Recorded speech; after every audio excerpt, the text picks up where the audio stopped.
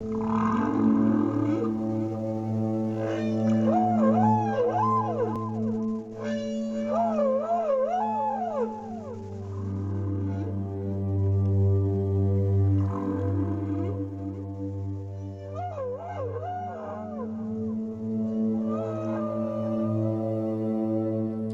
of the most exciting scientific findings of the past half-century has been the discovery of widespread trophic cascades. A trophic cascade is an ecological process which starts at the top of the food chain and tumbles all the way down to the bottom. We all know that whales eat fish and krill, and some people, certain politicians in Japan for instance, have argued that killing whales is good for human beings, as it boosts the food available for us to eat. And so you would think. But as the great whales declined, so did the numbers of fish and krill. It seems counterintuitive. Surely their numbers would rise as their major predators disappeared. But it now turns out that whales not only eat these animals, they also keep them alive. In fact, they help to sustain the entire living system of the ocean. Whales feed at depth in waters that are often pitch dark, and then they return to the surface, to the photic zone, where there's enough light for photosynthesis to happen.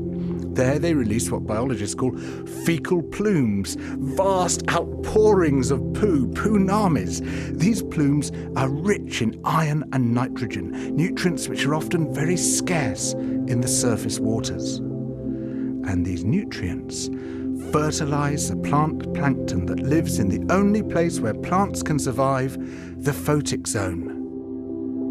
Fertilizing the surface waters isn't the only thing the whales do.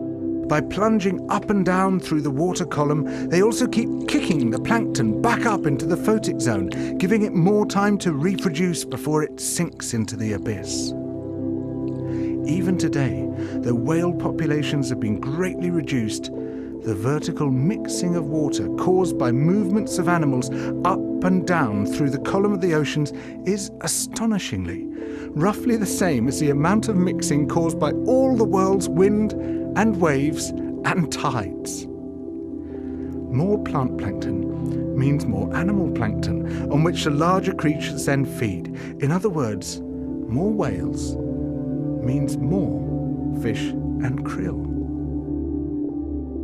But the story doesn't end here, because plant plankton not only feeds the animals of the sea, it also absorbs carbon dioxide from the atmosphere. When eventually it sinks to the ocean floor, it takes this carbon out of circulation down to a place where it remains for thousands of years. The more whales there are, the more plankton there is. The more plankton there is, the more carbon is drawn out of the air. When whales were at their historical populations, before great numbers of them were killed, it seems that they might have been responsible for removing tens of millions of tons of carbon from the atmosphere every year. Whales change the climate.